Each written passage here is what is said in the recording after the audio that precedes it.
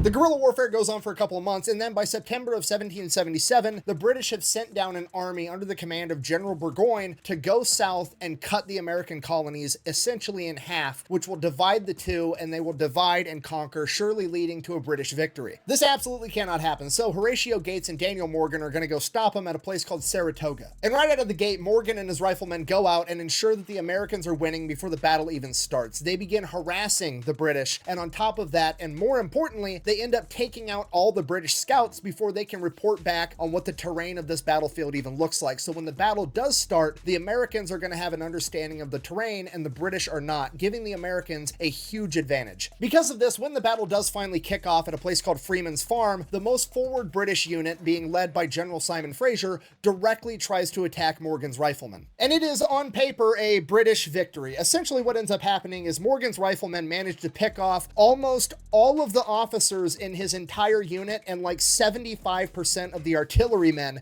and then they just run back into the woods and retreat. But the British did end up taking the land that Morgan's men were defending, so they won the battle. Then, like a week later at the next major engagement, Daniel Morgan sees General Simon Fraser riding into battle on his horse, orders one of his men to scale a tree and take out this general. He does, the shot lands, General Simon Fraser is killed. This is a humongous hit to the British military.